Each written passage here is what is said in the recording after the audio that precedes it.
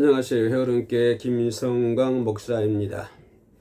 지금 고난주간 화요일입니다. 화요일 날은 예수님께서 어떤 일을 하셨는가, 매일 그날 고난주간 동안에 예수님의 행적을 쫓아가는, 따라가는 그런 말씀을 통해서 우리가 함께 예수님의 고난에 동참하는 그런 계기가 되었으면 좋겠고요.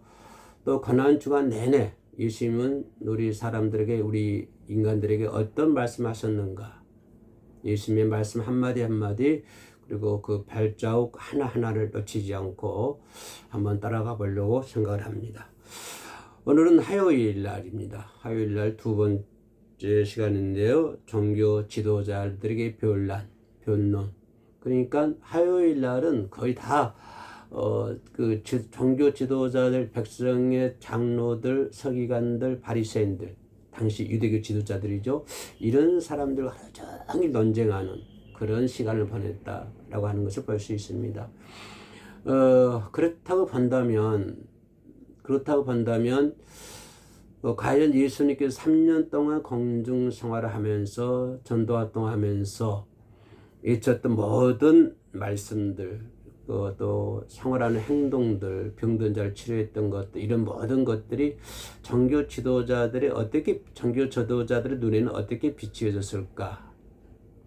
그리고 그 당시 종교 지도자들이 갖고 있었던 영적인 통찰력은 전혀 없었다, 전무했다 라고 하는 것을 볼 수 있고, 또 인간이 가지고 있을 만한 진실성, 그런 것도 전혀 없었다.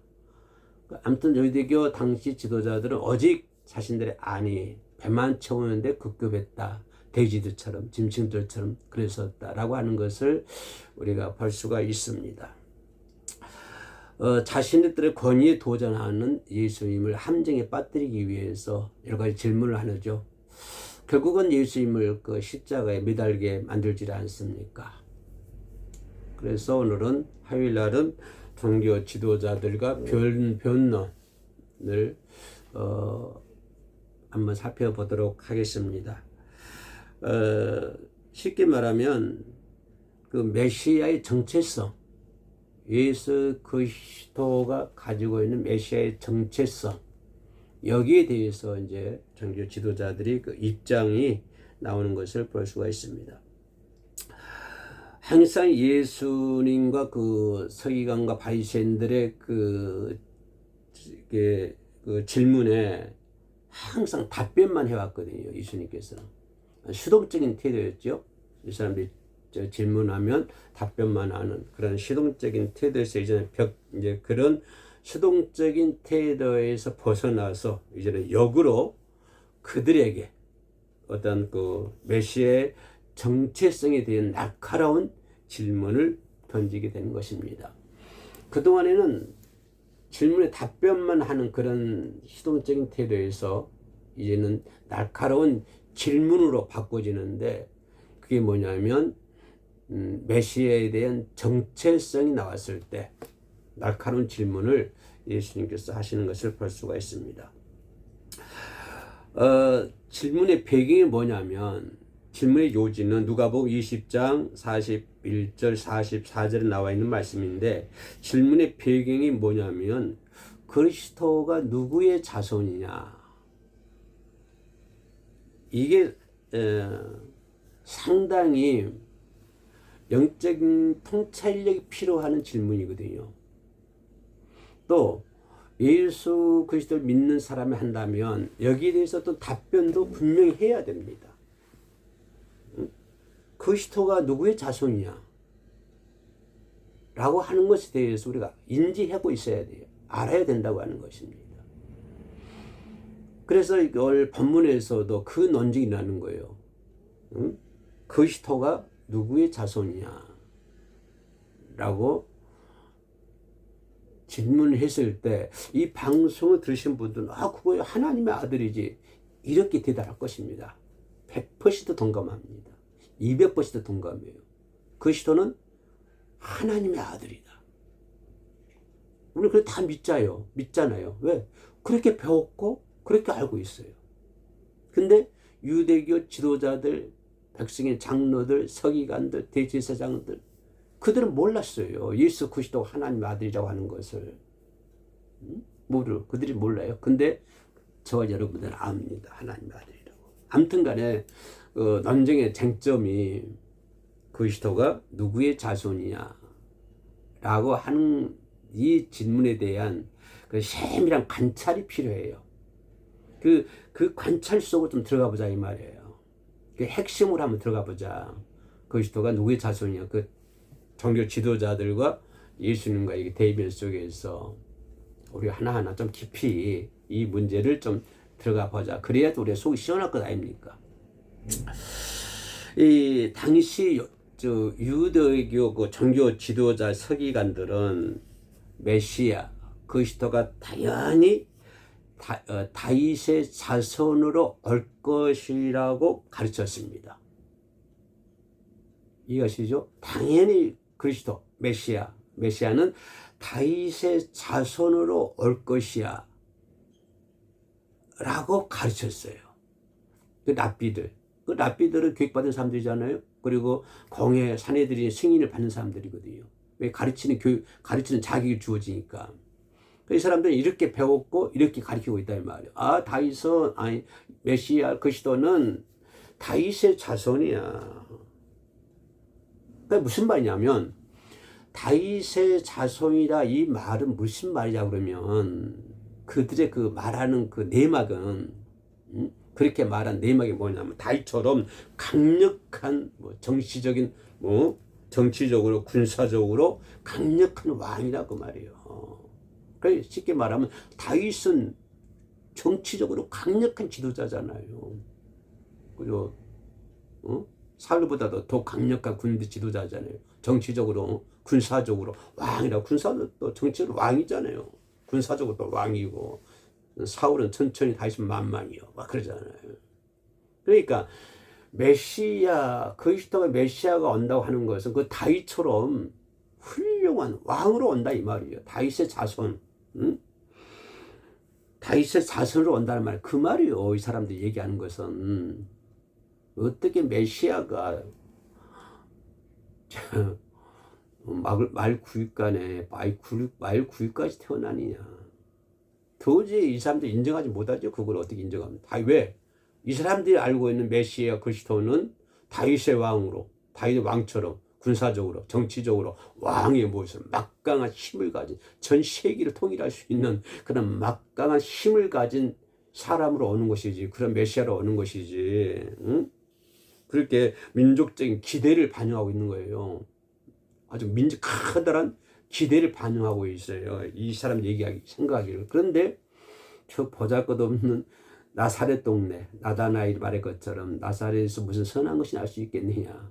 보잘것없는 나사렛 출신, 그것도 말 9위에 태어난 저 양반이 메시아라고, 그리스도라고, 도저히 이 사람들은 그거를 인정할 수가 없죠.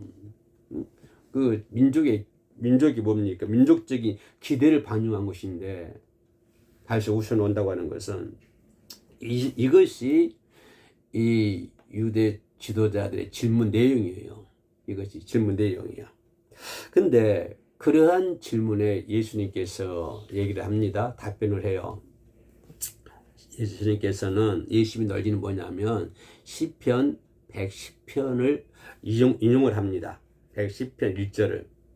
그래서 예수님은 그들이 가지고 있는 고정관념, 유대교 지도자들이 가지고 있는 메시아관, 그리스도관, 다시 말씀드리면 그런 유대교 종교 지도자들이 가지고 있는 메시아관은 다시 왕으로 오신다 이 말. 메시아 그리스도가 왕처럼 정치적으로 군사적으로 왕처럼 오신다. 이것이 유대 종교 지도자들이 가지고 있는 고정관념이거든요. 근데 예수님께서는 그런 고정관념, 그들이 가지고 있는 고정관념을 깨기 위해서 다윗이 쓴 시를 인용합니다. 그것이 몇 편이냐면 시편 110편 1절 말씀이에요. 거기서 뭐냐 하냐면 주 하나님께서 내 주 메시아에게 말씀하시기를 내가 내 원수를 내 발등삼으로 삼을 때까지 내 우편에 앉아 있으라 하셨도다 라고 얘기. 다시 말하면 다윗은 이 고백에서, 이 시에서 장차 오실 메시아를 향해서 내 주라고 부릅니다.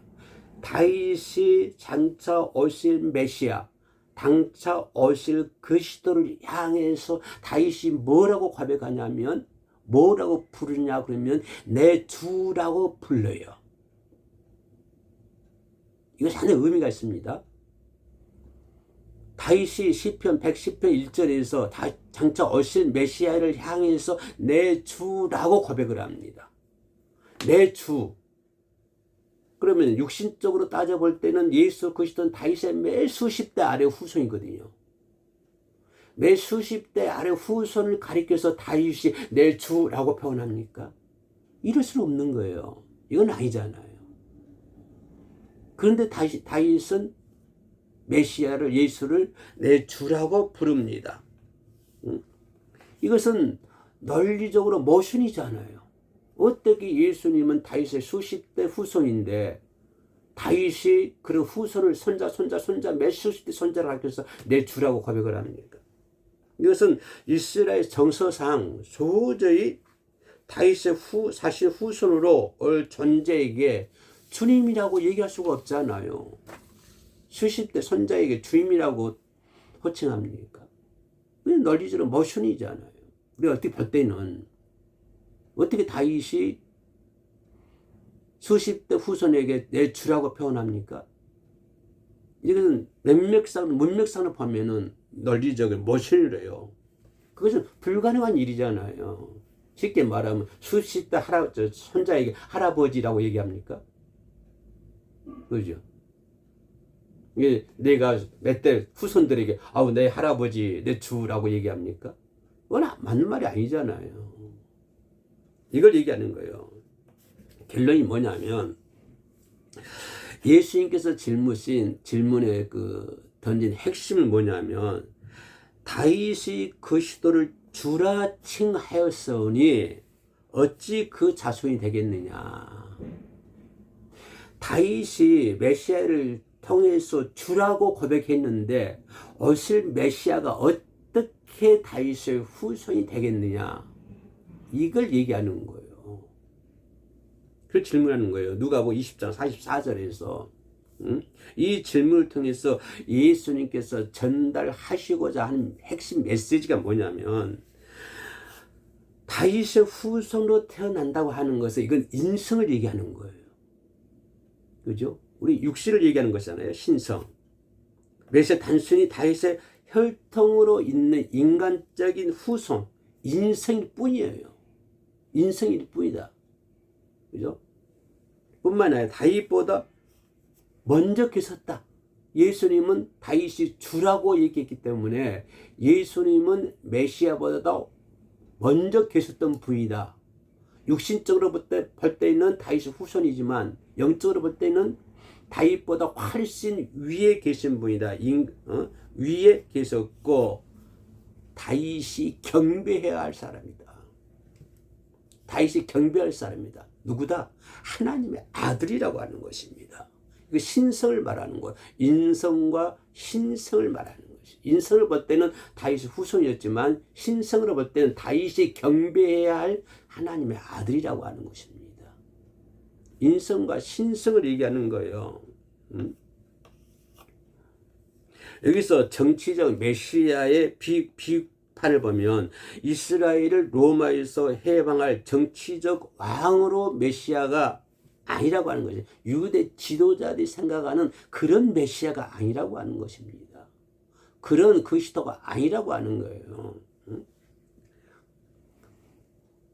메시아 그리스도는 하늘 보호자의 우편에 앉으실 영적이고 신성한 통치자임을 선포하는 거예요. 니들이 말하는 해방이나 하는 그런 존재가 아니라고 하는 거예요. 너희들이 말한 정치적 군사적 왕이 아니라고 하는 거예요. 너희들이 생각하는, 너희들이 말하고 너희들이 영적 통찰을 가지고 있는 그 보잘것없는 지식은 아무것도 아니라고 하는 거예요. 예수가 군사적 왕으로 오신다? 정치적 왕으로 온다? 너희들은 그렇게 생각하고 있지? 그것은 천무하다는 거예요. 그건 절대 아니라고 하는 거죠. 신성한 통치자, 하나님 우편에 앉으실, 그죠? 영적으로 신성한 통치자, 그런 분이 예수라고 하는 거예요. 이 논쟁을 종집어 찍는 거 아닙니까? 이 논쟁을 요약하자면 지도자들이 예수님을 이제 함정에 빠뜨리려고 그러죠. 함정에 빠뜨리려고 시도했던 예수님의 시도했던 것인데 예수님의 최종적인 반격을 하는 거예요. 너희는 메시아를 단순히 인간의 왕으로 보지만 사실 너희들의 조상 다윗조차도 주라고 고백할 하나님의 아들이다. 응? 그래서 예수님은 다윗이 훨씬 있기 전에 훨씬 내가 있었노라 라고 얘기하잖아요.